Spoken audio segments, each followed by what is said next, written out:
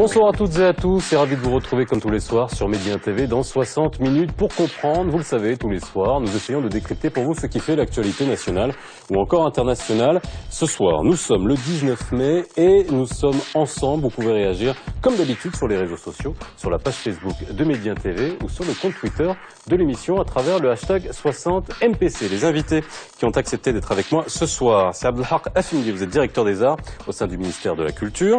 Ahmed Massaïa, vous êtes agent culturel, écrivain, vous êtes notamment l'auteur de Un désir de culture, essai sur l'action culturelle au Maroc, Une humanité à partager ou encore répertoire du théâtre marocain.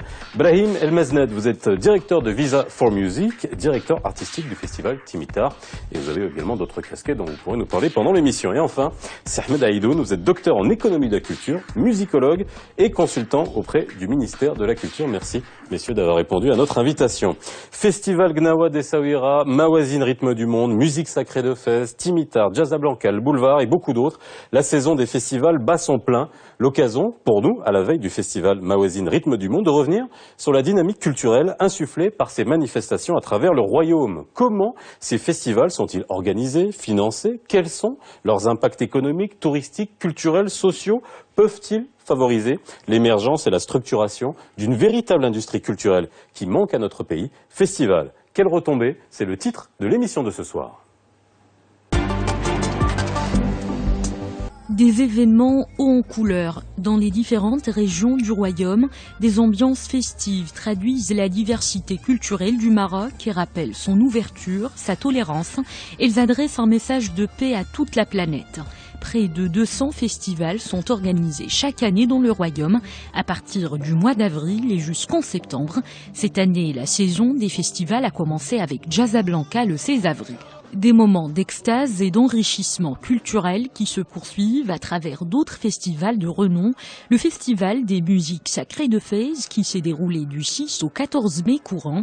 Mawazine Rythme du Monde qui commence demain et se poursuivra jusqu'au 28 mai. Festival Gnawa et musique du monde d'Essaouira, Algéria de Chefchaouen, Timitar d'Agadir, Tanjaz de Tanger, le Boulevard de Casablanca. À citer aussi le Festival international du cinéma d'animation de Meknès, le Festival international du documentaire d'Agadir et la liste est longue. À travers ces événements, la direction des arts au sein du ministère de la Culture tente de promouvoir le théâtre, la musique, la danse, la vidéo et la bande dessinée, mais aussi de soutenir la création artistique. En revanche, le budget de l'État accordé au ministère de la Culture ne dépasse pas 1%. Selon des organisateurs de festivals, ce pourcentage reste extrêmement pauvre. Il est insuffisant pour donner aux événements artistiques un nouvel élan. Autre difficulté, les annulations et les reports de certains festivals, les problèmes de sponsoring et les disparités au niveau des budgets. En 2012, par exemple, le festival Mawazine a pu bénéficier de 59,5 millions de dirhams. Quant à Tanjaz, il s'est contenté de 3,5 millions de dirhams. Selon des experts, il existe un manque de fonds publics pour les événements culturels. Seul l'Office national marocain du tourisme finance une trentaine de festivals pour promouvoir le tourisme national.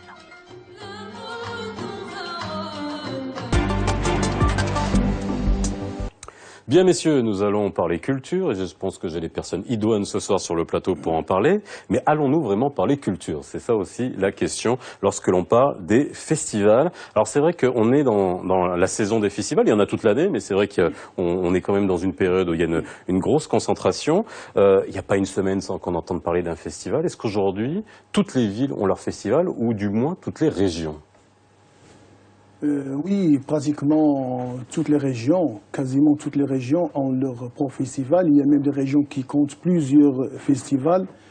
Ça a trait avec l'aspect que connaît la dynamique culturelle et artistique au Maroc. Et qui fait que le Maroc a hérité de sa position géostratégique entre plusieurs cultures, plusieurs civilisations, plusieurs continents, ce qui lui a conféré une identité multiple et riche. Et la richesse vient aussi du travail, l'œuvre des artistes, la création contemporaine, bien qui s'ajoute au patrimoine culturel et artistique bien traditionnel. et bien sûr les opérateurs qui œuvrent pour faire face aux attentes des différents publics.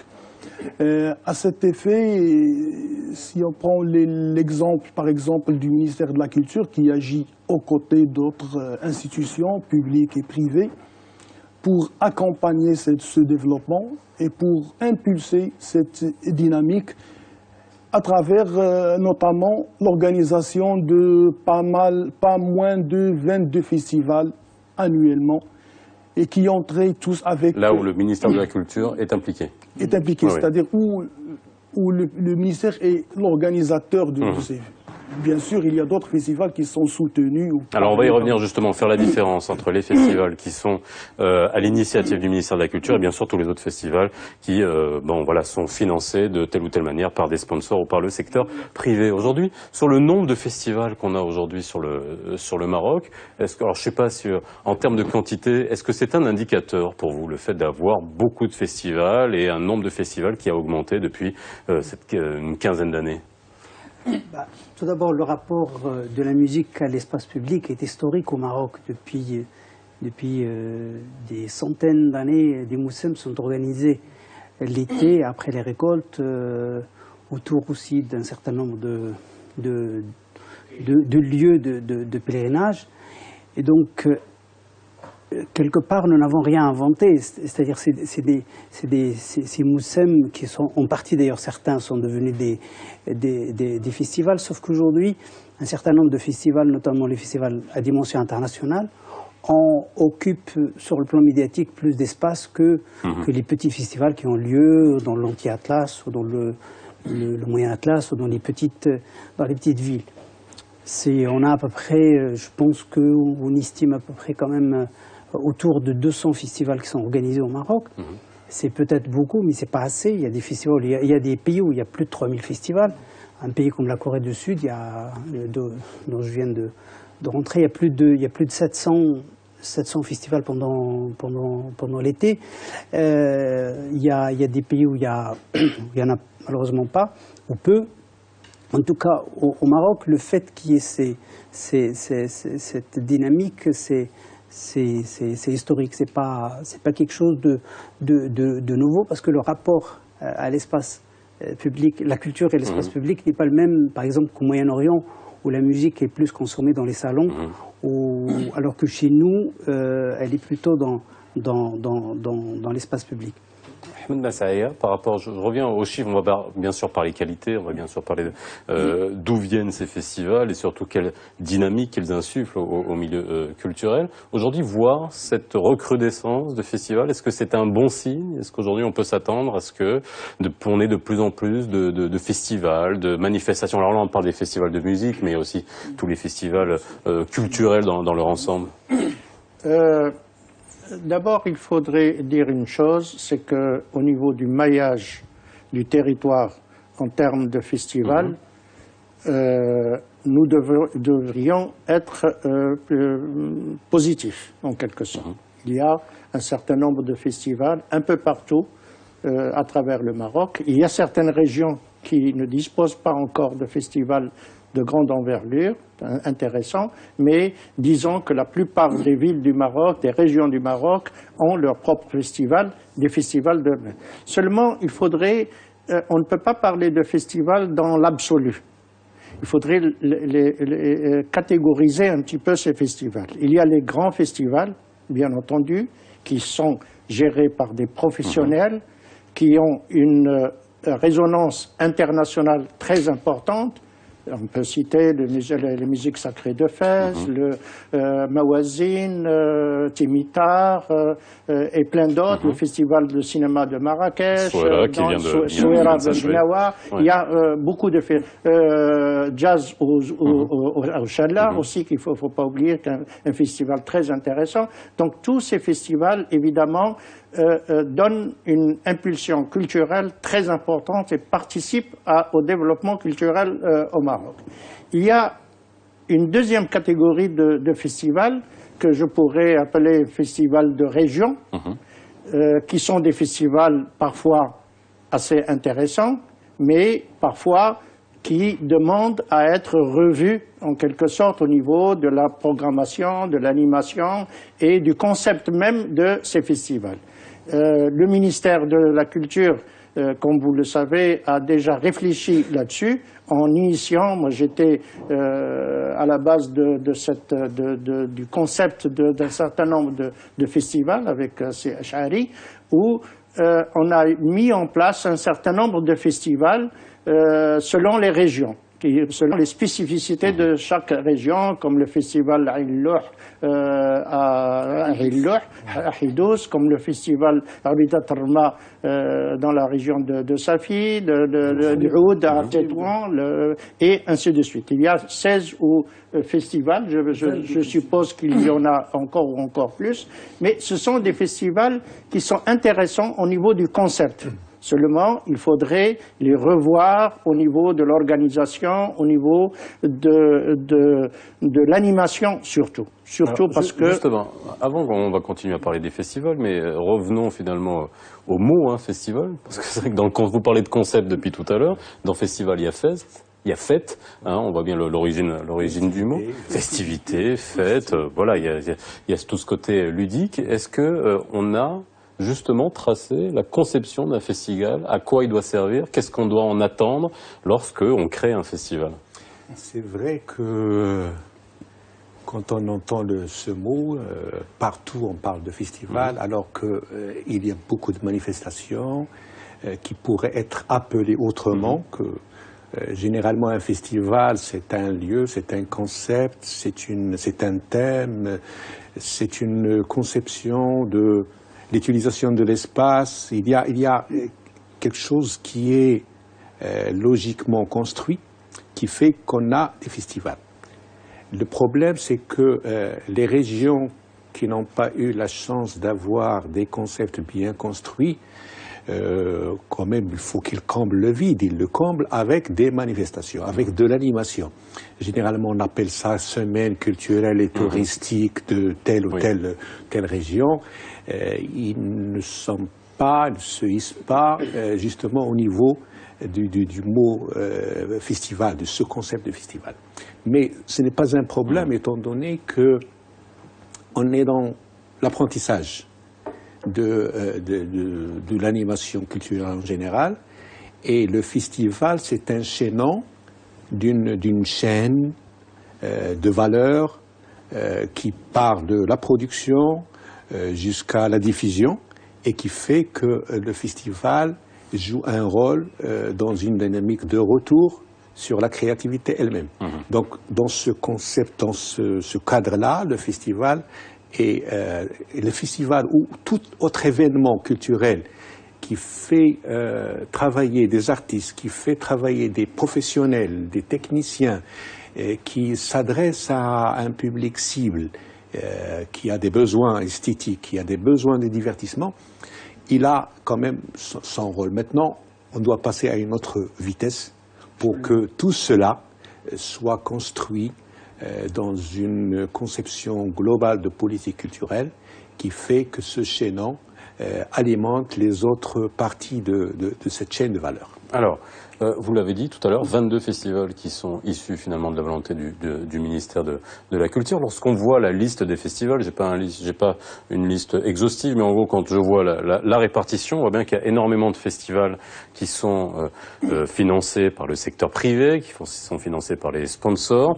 Et quand on voit cette répartition, un festival, je vous pose la question à tous, est-ce qu'il devrait être on devrait avoir une répartition 50-50 entre le public et le privé, ou est-ce qu'on doit aller vers un business model qui est essentiellement du privé ou essentiellement du public? D'abord, pour revenir au concept de festival, selon le concept, c'est-à-dire adopté par le ministère, le festival est un événement artistique et culturel qui s'inscrit dans une stratégie globale d'animation socio-culturelle, qui est elle-même au service d'une politique culturelle, de développement culturel et artistique. D'où, pour comprendre, c'est-à-dire la situation ou la conception des festivals, elle n'est pas isolée. C'est-à-dire qu'il s'ajoute à un nombre d'événements, un nombre d'interventions et d'actions menées par le ministère. quelle action qui entrait avec la mission d'origine de ce département. D'ailleurs, lorsqu'on a créé le réseau de festivals en 1999, comme a dit M. Msaya, ce réseau n'a cessé de s'enrichir et de s'élargir. Et tous les festivals étaient d'un commun accord, surtout la conception et la supervision aussi du ministère, mais l'organisation, le financement, c'était toujours avec les collectivités locales. C'était des partenariats. Mais la spécificité des festivals du ministère de la Culture, c'est pour un besoin et pour des objectifs purement de conservation, de mise en valeur du patrimoine artistique et de mettre en exergue les pratiques traditionnelles, vu les insuffisances qu'on a ressenties à cette époque-là, d'où plusieurs aspects du patrimoine artistique étaient menacés de disparition ou étaient mal méconnus. Et plusieurs trésors humains vivants étaient en cours de disparition, d'oubli, etc. Brahim Asdad, vous voulez réagir par rapport à ça? C'est vrai qu'on va voir deux aspects. C'est vrai que le ministère de la Culture, en tant qu'État, a finalement le devoir de sauvegarder le patrimoine. C'est vrai qu'on est en plein dedans, après le discours de Sa Majesté sur le capital immatériel, on comprend bien qu'il faut le conserver, mais il y a aussi toute l'autre partie du festival qui est de répondre à un besoin du marché, comme ce qu'on peut avoir dans le monde entier. Effectivement, les exigences d'un sponsor et les exigences des pouvoirs publics ne sont pas les mêmes. Mais un partenariat public-privé serait, à mon avis, le plus souhaité. Pourquoi? Pour qu'il y ait à la fois un équilibre entre la promotion et la protection de patrimoine immatériel, la promotion aussi des artistes locaux, les artistes de la région, et en même temps inviter des têtes d'affiche qui sont souhaitées principalement par le grand public aussi, mais aussi par les sponsors qui souhaitent avoir des grands noms, notamment internationaux, dans nos festivals. Un festival, quand il a lieu dans un territoire, il valorise aussi la région, valorise la ville, valorise la production artistique de ce territoire. Donc forcément, il est nécessaire à ce que la collectivité ou la région intervienne financièrement sur ce festival, à la fois parce que le public, il est aussi de cette région, il a aussi droit à assister en plus, nos festivals sont en grande partie gratuits, donc pour que ce public puisse bénéficier, profiter de ces concerts qui ne sont pas payants, je pense qu'il est nécessaire qu'il y ait l'intervention des collectivités pendant ces festivals d'été. En Europe, par exemple, c'est vrai que dans beaucoup de pays, il y a la recette, il y a aussi la recette des consommations qui ont lieu autour de festivals. Bien sûr, la billetterie, mais malgré tout ça, il y a toujours l'intervention de la ville ou de la région, voire de l'État. Et je pense que pour être à la fois indépendant des désirs des élus qui ne sont pas forcément toujours les mêmes que ceux des acteurs culturels, et avoir aussi l'indépendance des sponsors qui ont aussi d'autres exigences, à mon avis, l'équilibre entre les deux serait la meilleure Pour répondre à votre question de la professionnalisation justement de ces festivals, moi, quand c'est Chari qui avait initié les festivals du ministère de la Culture, m'avait appelé pour travailler là-dessus, je n'étais pas d'accord au départ, parce que j'estime que le ministère de la Culture ne devrait pas se transformer en agence de production culturelle. Ce n'est pas son rôle. Son rôle, c'est d'aider justement les acteurs culturels à organiser des festivals, à faire la culture. Tandis que le ministère devrait avoir une stratégie culturelle plutôt que d'être un organisateur de festivals.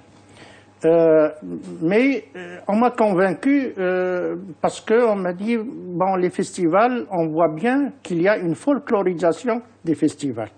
Et il faudrait sortir un petit peu de cette folklorisation des festivals pour les professionnaliser. Nous allons travailler en partenariat avec On peut avoir un folklore parfois professionnel. Hein. Oui, bien comme le festival. Il y a un bon festival international magnifique qui est à Marrakech qui est basé sur le folklore. Ça, c'est un autre... Mais je parle... Quand on voit le marché de la Tbourida, c'est un vrai folklore, mais alors qu'il y a ses codes, ses règles et son business. Ça, c'est un autre... Alors, être en partenariat avec les municipalités pour professionnaliser ces ministères. Mais malheureusement, jusqu'à aujourd'hui, ça fait quand même de 1999 à aujourd'hui presque une vingtaine d'années, le ministère de la Culture organise toujours ces mêmes festivals. Parce qu'il y a eu une médiatisation autour, ce qui fait que c'est... Alors que, à mon sens, ça devrait revenir ou bien au privé, parce qu'on doit aller vers la privatisation des festivals, vers la professionnalisation, vers l'industrie culturelle au vrai sens du mot. Là, il y a des festivals, de grands festivals qui vont dans ce sens. Je pense au festival de Marrakech, je pense au festival Mawazine et à d'autres festivals, bien entendu, qui ne sont pas tout à fait privés, mais qui tendent vers le privé, où il y a des sociétés privées qui travaillent. Il y a quand même un travail très intéressant qui se fait de plus en plus. La preuve, ce sont les grands festivals qui ont une aura internationale. Mais malheureusement, les petits festivals, les festivals de région, les festivals organisés par les municipalités, je dois dire qu'il faudrait revoir tout ça parce que le Maroc a changé. Le Maroc est entré à l'ère moderne. Nous avons des jeunes qui sont des artistes jeunes très intéressants. Par exemple, on a, grâce à Visa for Music, on a découvert Nordistan, qui était un garçon inconnu au Maroc, qui fait une musique magnifique, qui est maintenant programmée un peu partout dans le monde. Voilà vers quoi nous devons évidemment... C'est Aïdoun. Je vous voyais réagir de la tête en entendant tout ça. C'est vrai que ça nous pose le débat finalement de la culture, le festival. Quel est son business model finalement? Est-ce qu'un festival doit être un business comme un autre, qui doit attirer justement le secteur privé pour qu'il gagne de l'argent, ou est-ce que ça doit être constamment des événements subventionnés qui sont là pour mettre à la disposition du public la culture de la meilleure manière? C'est l'éternelle question du partenariat public-privé, de l'économie mixte, etc. Donc, mais je donne un chiffre. Le ministère de la Culture s'engage sur ces 22 festivals avec quelque chose comme 20 millions de dirhams. C'est absolument rien. C'est absolument rien par rapport, c'est-à-dire que la question n'est pas posée en termes quantitatifs, comparée à ce que fait le privé, donc le ministère de la Culture, mais quand même le ministère de la Culture a l'avantage de travailler là où le privé n'ira jamais. C'est-à-dire sur le patrimoine. Voilà. Deuxièmement, en parlant de business ou de modèle économique, le privé peut le faire. Il peut faire appel à des sponsors, peut travailler sur les produits dérivés, sur la billetterie, peut même aménager des espaces gratuits, mais en équilibrant son modèle économique. L'État n'a pas cette vocation de faire du business. L'État répond à un besoin qui est dans la région. L'État travaille en collaboration avec les élus, avec les municipalités, à concurrence. Il participe entre les 2/3 jusqu'à 80%, 85% du budget du festival. Maintenant, le festival, est-ce que les festivals, les ministères doivent continuer à gérer ces festivals? Il est maintenant sur un autre sentier. D'abord, il a ses propres festivals, qu'il est, si vous voulez, c'est l'expérience mûrie, et s'il y a preneur, le ministère, je ne crois pas qu'il doit s'accrocher ou qu'il va s'accrocher à ses festivals, ses propres festivals. Et il y a une autre dynamique, celle des soutiens aux autres festivals. Le ministère, à part ces 20 millions de dirhams qui sont engagés directement dans les festivals où le ministère est présent, il y a les budgets du soutien aux initiatives, au soutien aux autres festivals, qu'ils soient festivals à l'intérieur du Maroc ou des participations marocaines à l'étranger. Ouais. Donc, le ministère, il est dans son... Et il est tenu aussi par des engagements. Non seulement l'engagement envers les populations, mais un engagement international. Parce qu'en défendant, par exemple, que Tantan ou le festival de Sfron soit inscrit comme patrimoine universel de l'humanité, il a un engagement de continuer à entretenir ces festivals. Donc, le ministère est dans sa mission.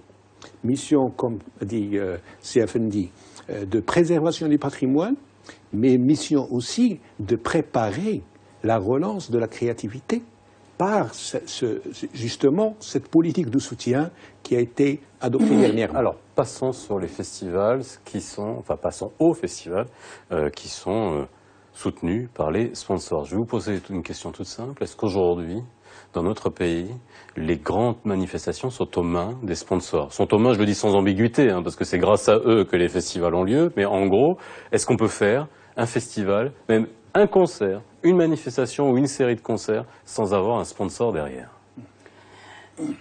Bien évidemment, ces sponsors sont très, très sollicités. Et leurs budgets ne sont pas élastiques à souhait.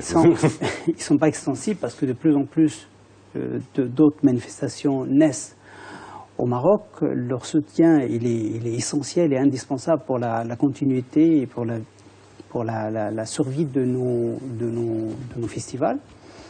Forcément, ils ont leurs exigences, ils soutiennent forcément les plus importants, parce que l'exigence d'un sponsor n'est pas forcément les mêmes que les pouvoirs publics. Et c'est un travail. Qu'un directeur artistique. Tout à fait, mais bon, il y a un dialogue, et ce dialogue qui permet aussi je pense qu'il y a beaucoup ouais, voilà. En tout cas, il y a un dialogue qui est essentiel entre le programmateur et les sponsors pour trouver un équilibre dans une programmation à la fois qui part de micro-local vers l'universel, qui donne la place à l'artiste de territoire comme à une vedette internationale. Donc ce dialogue, il est important.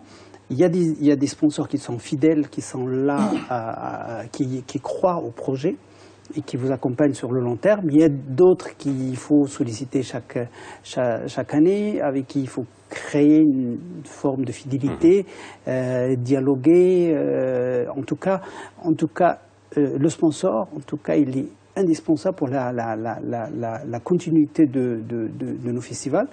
Mais il faudrait que aussi les pouvoirs publics, notamment les collectivités territoriales, s'investissent de plus en plus sur ces festivals, parce que c'est aussi l'image du territoire, c'est l'épanouissement de la communauté, du public local, c'est l'épanouissement aussi des artistes vivant dans ces territoires.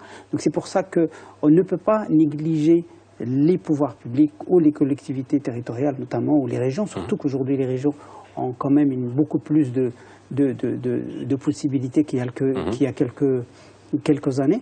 Et je pense qu'ils doivent intervenir de plus en plus sur l'organisation des manifestations culturelles, d'ailleurs pas que les festivals, parce que les festivals... Mais moi, ma question, c'est est-ce que sans sponsor, on peut avoir une manifestation culturelle aujourd'hui? Enlevons les manifestations qui sont le fait du ministère de la Culture et qui ont cette étiquette-là, et donc voilà, qui peuvent être orientées d'une manière ou d'une autre.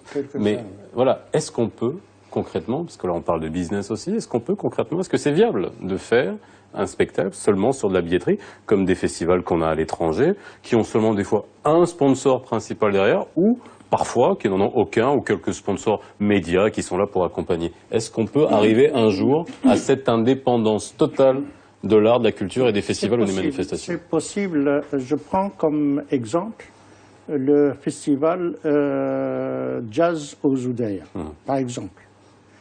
Ben, tout le monde paye. Il y a pas, sponsorisé quand même.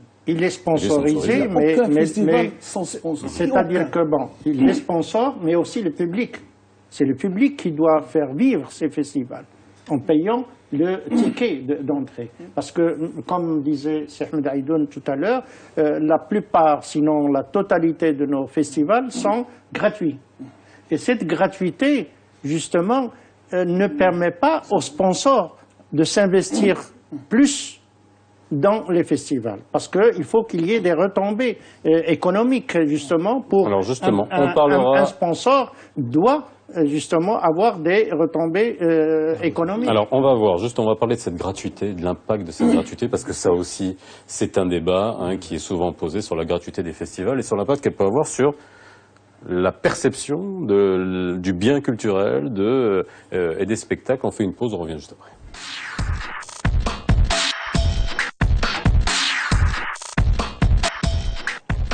Festival, quelle retombée? Retour sur le plateau de 60 minutes pour comprendre. On parlait de la gratuité.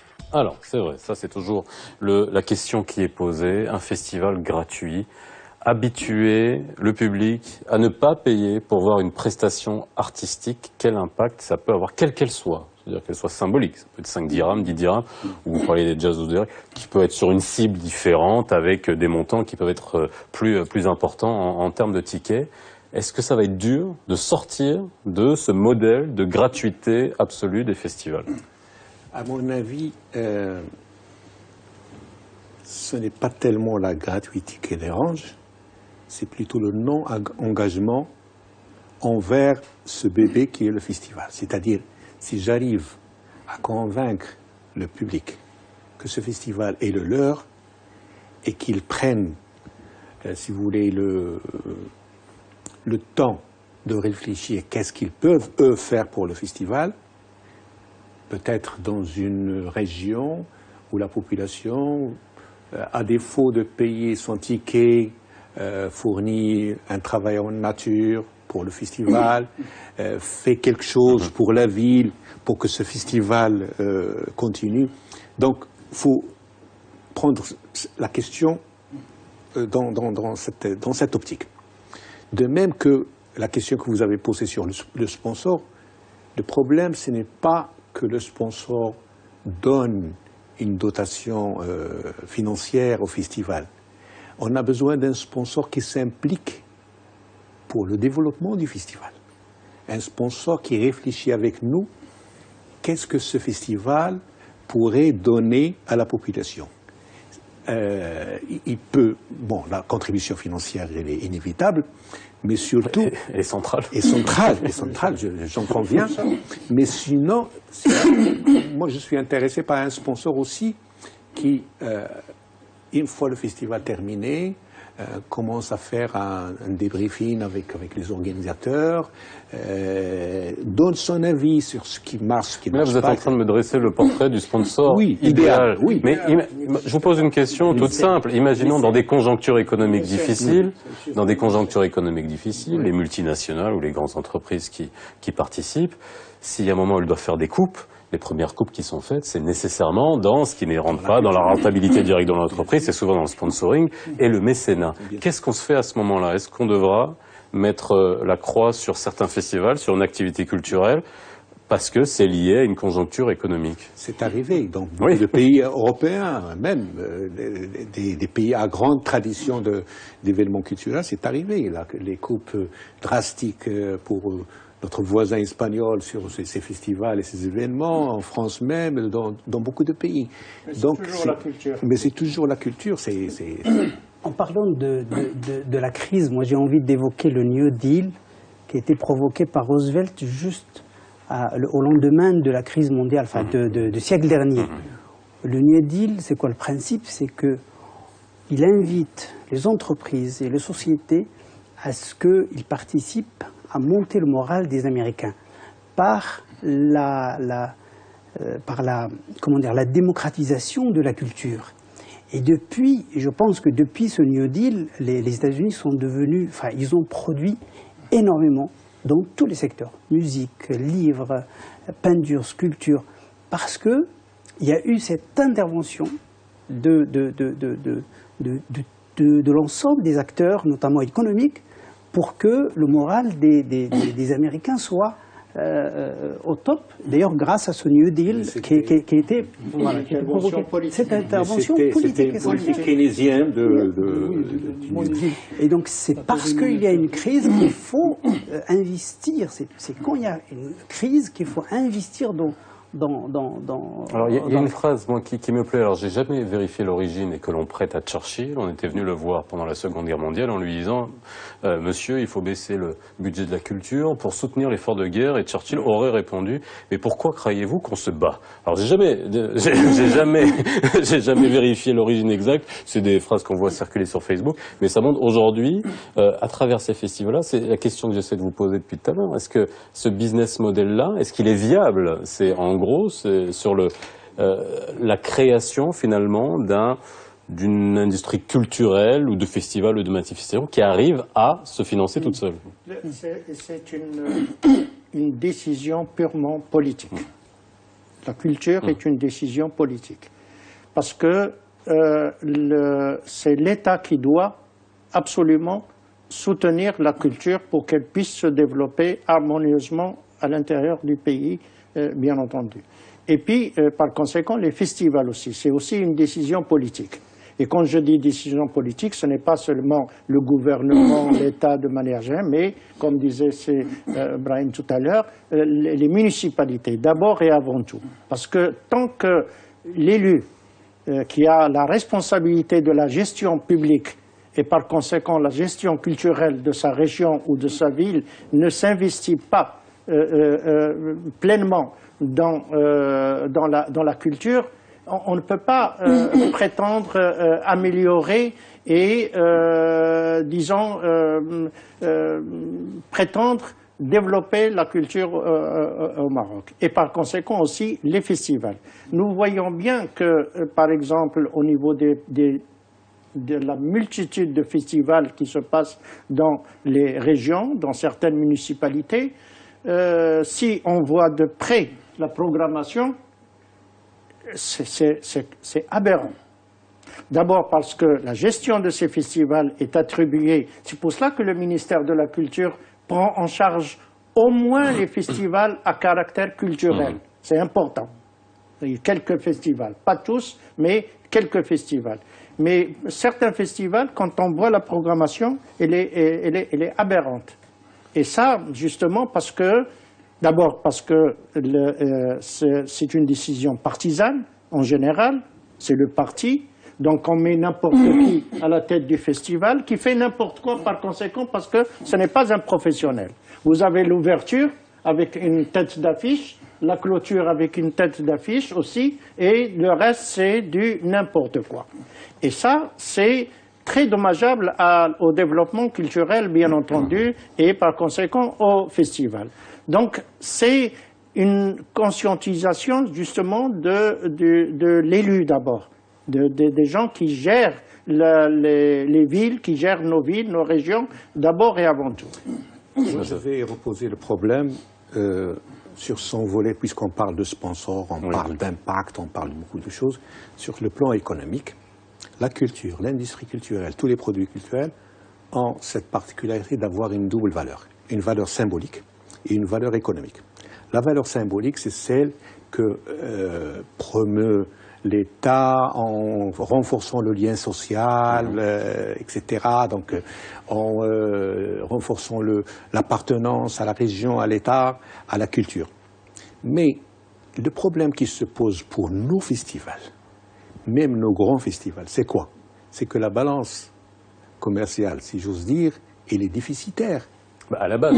Attendez, pourquoi elle est déficitaire? Parce que tout le travail qu'on devait faire pour exporter notre musique, pour que nos artistes aussi soient pourvoyeurs de devises, pourvoyeurs de flux économiques en retour, n'est pas performant. Tout ce travail n'est pas performant.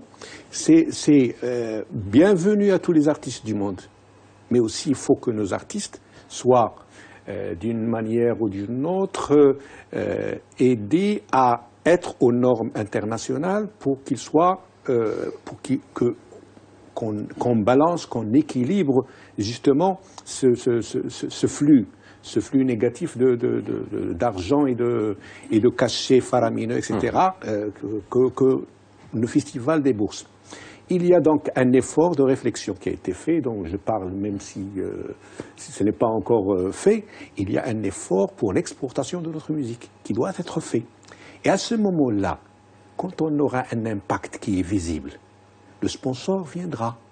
Parce que le sponsor, avec un marché local qui est restreint, où tous les festivals sont demandeurs, où les grands, si vous voulez, de grandes compagnies, où les grands sponsors sont totalement, continuellement sollicités, c'est vrai qu'on ne va pas vers quelque chose qui est... Alors, vous disiez, je vais parler la parole au ministère de la Culture, vous disiez tout à l'heure que c'est une décision politique.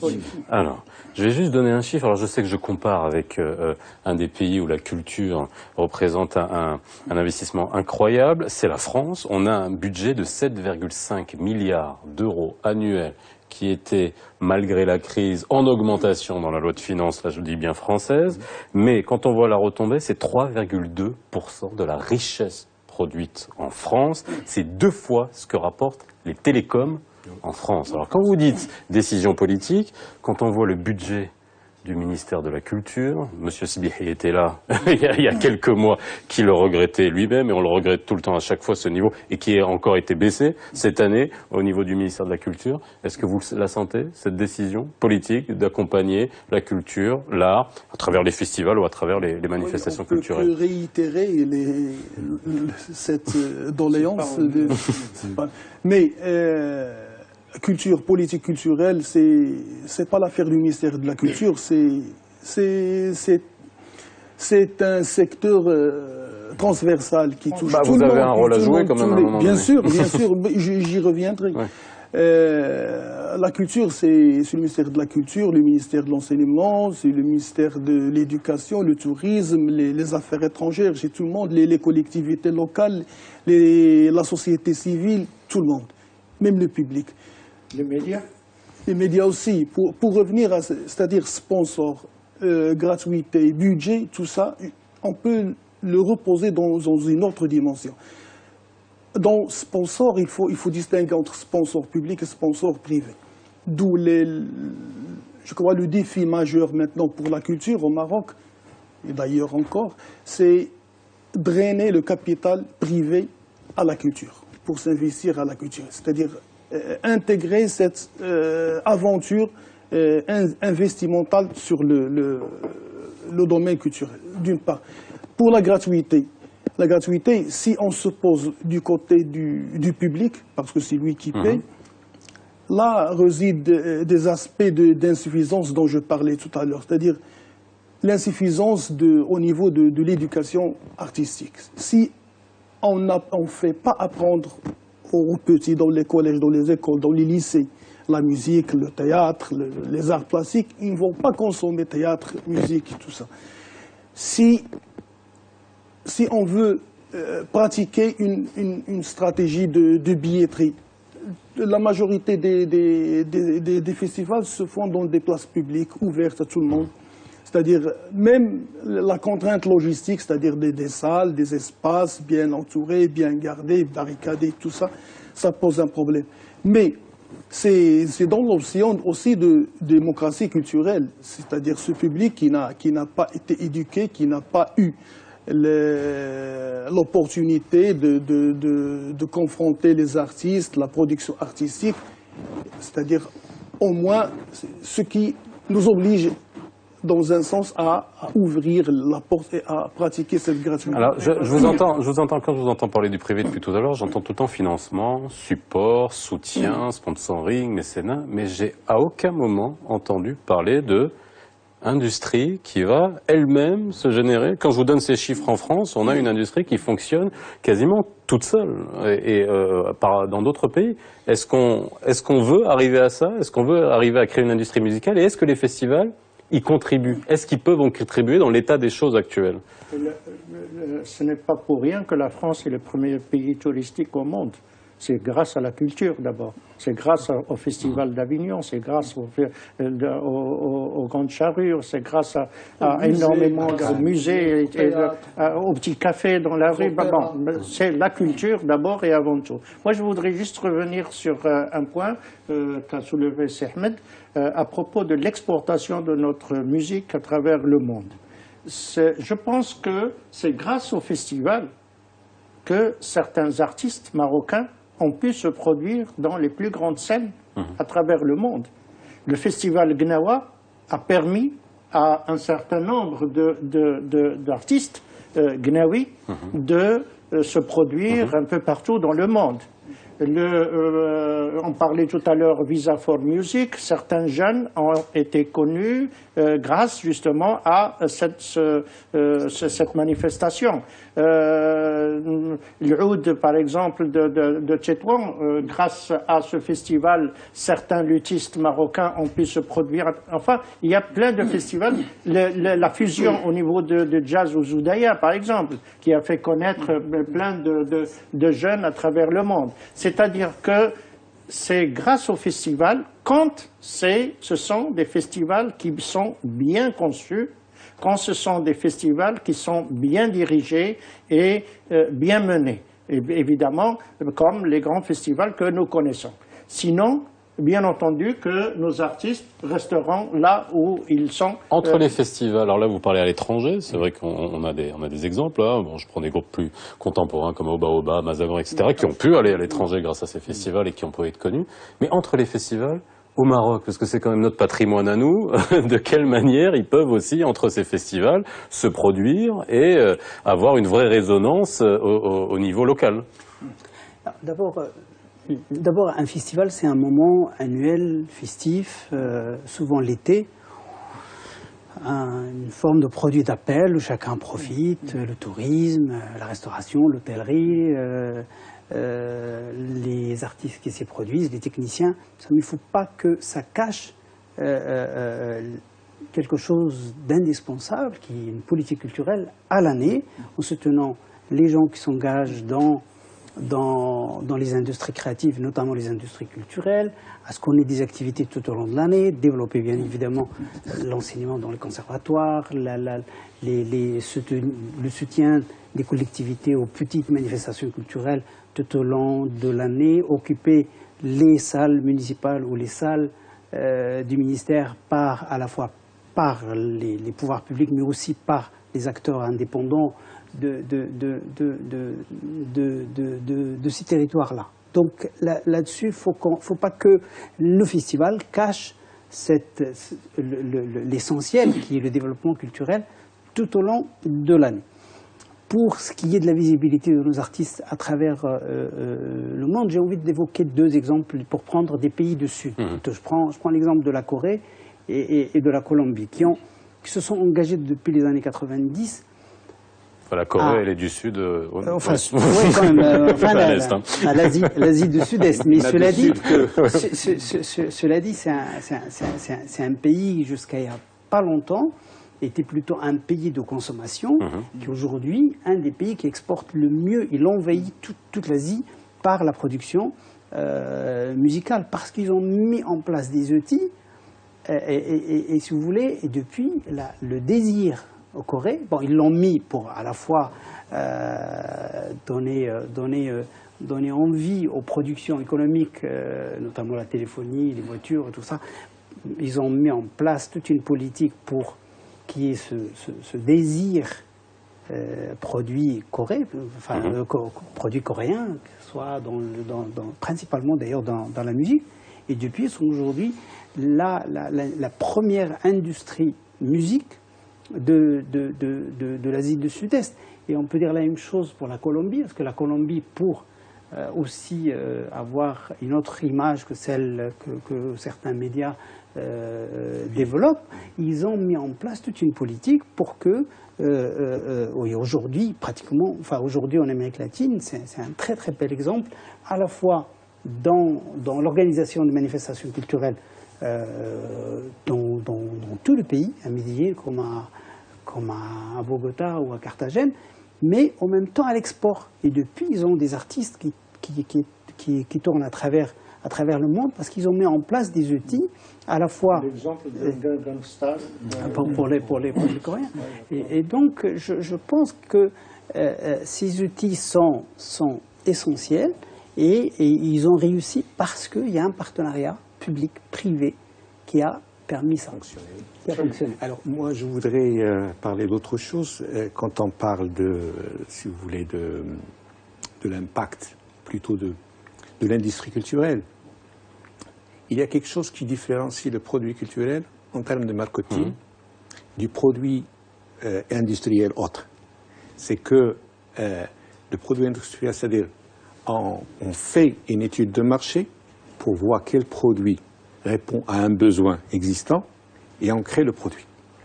Par contre, pour la culture, c'est ce que Galbraith appelait la filière inversée. C'est-à-dire le produit culturel est créé et après, c'est le public, on va chercher... Ça, c'est tel que moi je conçois la culture. Voilà. Aujourd'hui, vous savez que même pour faire des chansons, il y a des pré-tests marketing qui sont faits. Bon, voilà, on a deux industries culturelles différentes. Si vous voulez, le modèle évident de la culture, c'est ça. Mais c'est vrai que après, il y a l'industrialisation de la culture qui fait qu'il entre aussi dans le processus de marketing normal. Je rebondis aussi sur la question de la gratuité et j'étais en 96 à Sofia, en Bulgarie, en pleine crise politique, économique. Le pays est, si vous voulez, gouverné par les mafias, etc. Les gens ne trouvaient pas quoi manger, c'est la misère la plus totale. Mais en même temps, j'ai assisté à un concert de musique symphonique où il y avait beaucoup de gens qui ont payé. Et quand j'ai demandé à quelqu'un qui était à côté de moi, mais je ne comprends pas. Donc il m'a répondu tout simplement, écoutez, nous n'allons pas quand même abandonner la seule belle chose qui nous reste. Donc, c'est une question d'éducation. Tout un effort à faire pour que, d'un côté, la politique de l'offre qui est faite par le public et par le privé, et d'un côté, la politique de demande qui est faite à travers la qualification de notre public, à travers l'éveil de cette nostalgie de l'art qui existe déjà en nous. C'est-à-dire que l'art existe chez l'homme. Ce besoin artistique, ce besoin esthétique existe. Il faut l'éveiller, il faut le réveiller. Mais est-ce que les festivals, justement, c'est la question, on revient finalement au débat, est-ce que les festivals n'ont pas ce rôle également? Est-ce qu'ils ne peuvent pas jouer ce rôle? On voit bien, vous dites c'est très transversal, mais est-ce que les festivals ne peuvent pas jouer ce rôle d'éduquer justement le public, les jeunes, à savoir ce que c'est qu'un bien culturel, que de payer une prestation, quelle que soit d'un point de vue symbolique? Oui, mais c'est l'éducation du goût déjà. Quand on propose de belles œuvres au public, on l'éduque par la même occasion. C'est très subjectif là, ce que vous dites. Oui, mais c'est la particularité de l'art et de la musique et de la culture en général. Quand on propose de belles choses, on éduque le spectateur à de belles choses. Et non pas, on ne le maintient pas dans la médiocrité. Bon, moi je voudrais dire une chose à propos de l'industrie culturelle. Il ne faut pas oublier non plus que la culture est un service public, d'abord et avant tout. Elle doit être un service public, surtout dans un pays comme le nôtre, où il n'y a pas d'éducation artistique, où il n'y a pas de moyens pour le public pour pouvoir accéder justement à la culture. Et donc l'État doit intervenir d'abord et avant tout. Pas au niveau interventionnisme, non, mais au niveau de la diffusion de la culture et de l'aide à la diffusion de la culture. C'est un service public. La France, par exemple, qui est un pays culturel très important, maintient toujours cette idée de service public de la culture et de l'intervention de l'État au niveau de la culture. Parce que aller totalement vers le privé, vers l'industrie culturelle, vers la privatisation, je pense que ce n'est pas une bonne chose. Le privé doit intervenir, doit aider, bien entendu, comme partenaire, mais il ne doit pas totalement s'occuper de la culture de manière globale, je suppose. Vous êtes d'accord avec ça? En tout cas, je pense déjà que le fait que nos festivals aient lieu en plein air, en grande partie gratuitement, le fait de toucher toute la communauté, pauvres, riches, des enfants de quartier comme des gens de centre-ville, déjà quelque chose de magnifique à ce que qu'il y ait cette cohésion sociale le temps d'une fête annuelle dans une ville. Ça rappelle tout simplement, comme je disais au début de la soirée, nos Moussem, où les gens descendaient de toutes les vallées, faisaient de tourner un peu l'économie, écouter la musique, peut-être se marier leurs enfants. C'est quelque chose déjà de formidable à ce que la communauté puisse célébrer. D'ailleurs, beaucoup de familles viennent, dans le cadre d'un festival, rendre visite à leur famille pendant ce festival. Donc c'est un moment, je pense, important. Bien évidemment, chaque festival a aussi sa propre politique. Mais en tout cas, pour donner l'exemple de Visa for Music que nous organisons à Rabat avec le soutien du ministère de la Culture et de la Fondation Hiba, on met au cœur de la programmation toute une partie workshop. Nous travaillons avec les artistes, nous organisons des formations, nous accompagnons ceux qui souhaitent travailler ou se développer dans le secteur des industries créatives, parce que l'export de nos artistes a besoin de professionnels. C'est des métiers aujourd'hui qui évoluent d'une manière assez impressionnante. Donc, ces ateliers sont... Alors justement, est-ce qu'on a ces métiers-là? Je t'entends parler d'export, encore une fois, je ne t'entends pas parler d'interne aujourd'hui. Pour nous, les Marocains, on a envie de voir nos artistes. Est-ce qu'on a ces métiers-là? Est-ce que ces festivals ont permis justement de créer des métiers? Parce que pour faire des festivals, on a besoin de métiers, on a besoin de directeurs artistiques, on a besoin de techniciens, on a besoin de metteurs en scène, ce qui souvent fait défaut, on a besoin de toppeurs, on a besoin de régisseurs, tous ces métiers de l'industrie culturelle.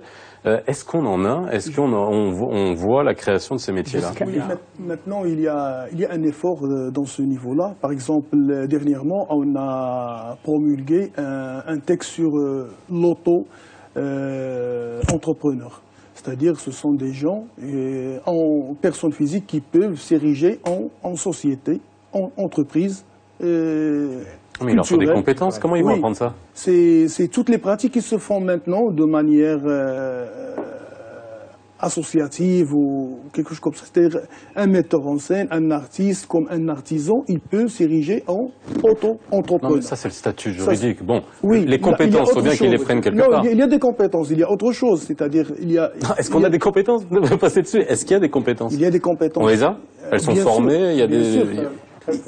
Quelques-uns, bien sûr, mais peu nombreux, mais il y en a quand même. Il y a maintenant le côté juridique, mais il y a aussi le programme érigé par le ministère de la Culture qui incite à former, c'est-à-dire des entreprises, des médiateurs culturels et artistiques.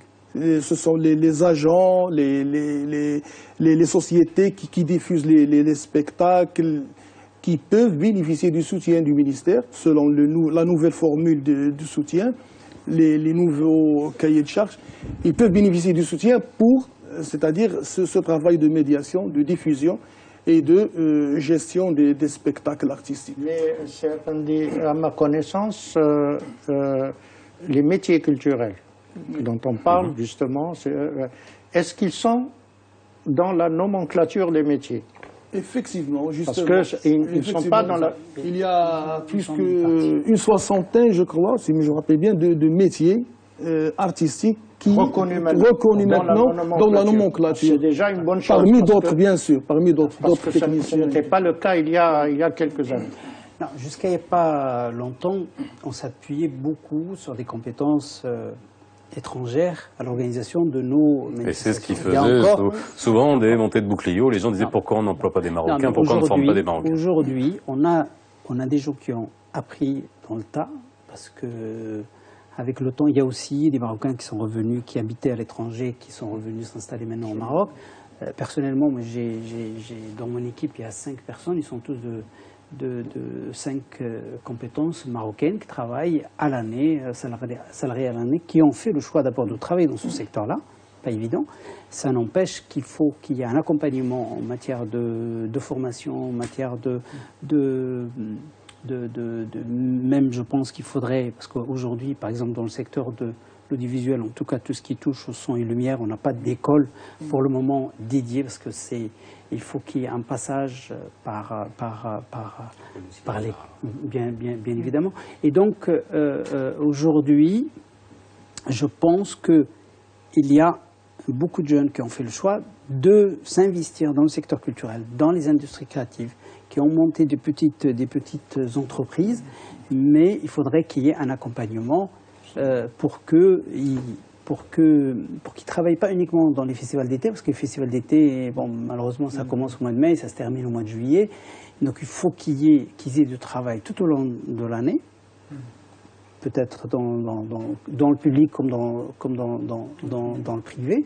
Et puis, il faudrait qu'on ait des outils pour accompagner la formation de ces jeunes qui ont fait le choix de s'investir dans ce secteur-là. C'est notre problème. Je pense que maintenant, au niveau de l'infrastructure culturelle, elle se développe de plus en plus. On construit beaucoup de théâtres, on construit beaucoup de maisons de culture, il y a un maillage en infrastructure culturelle à travers le pays qui est très intéressant et qui se développe. Il y a dans chaque Pourtant, projet... on manque cruellement de salles de spectacle. Oui, mais n'empêche que dans chaque projet de ville, d'expansion de la ville, il y a un théâtre, une maison de culture qui est dans le projet. Et ça, c'est une bonne chose. Mais il y a, là où le bas blesse, c'est que qu'est-ce qu'on va mettre dans ces lieux, justement, comme technicien.